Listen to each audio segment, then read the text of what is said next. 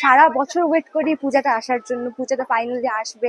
একটা বছর আমরা অপেক্ষা করে থাকি কবে আমাদের দুর্গা পূজা আসবে। তো আজকে ষষ্ঠীর মধ্যে দিয়ে সেটা শুরু হলো। তো এখানে ঢাকেশ্বরী মন্দির আসছি বোনের সাথে ঘুরতে। এখানে এসে যে এই কসমেটিক্স বা বিভিন্ন ধরনের যে দোকানগুলো দেখতে পাচ্ছি, সেটা দেখে মানে আরো বেশি ভালো লাগতেছে। কারণ আমরা মেয়েদের কাছে কসমেটিক্স হোক বা যে কোনো ধরনের দোকানের প্রতি একটা অন্যরকম আকর্ষণ থাকে।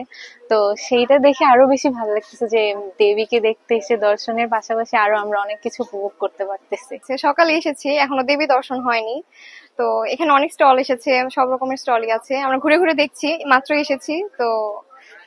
এই এখনো পর্যন্ত নেওয়া হয়নি, এই কিছুক্ষণ আগে আমরা এসেছি, এখন ঘুরে ঘুরে দেখবো যা ভালো লাগে। মেলাটা আসলে ছোটবেলা থেকেই দুর্গাপূজাতে বাবা মার সাথে, তারপর যখন বড় হয়েছি কাজিনদের সাথে মেলাতে যাই। দুর্গাপূজার সাথে মেলা জিনিসটা, পূজা মানে তো এমনি আনন্দ, সাথে মেলা মানে হচ্ছে এক্সট্রা বোনাস সাথে। তো পূজাতে যাই, মেলাতে যাই সাথে।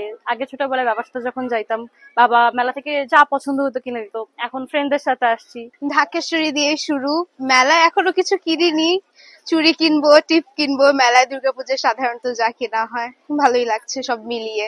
পরিবেশটা এখনো ঠান্ডা আছে, খুব ভিড় শুরু হয়নি, হয়তোবা সন্ধ্যা থেকে শুরু হবে। খুব ভালো, অনেক জমজমাট মেলা, অনেক মেলা বসেছে। চুড়ি, পিতলের খুব জিনিস, খুব চুড়ি এখন কিনবো, টিপ কিনবো।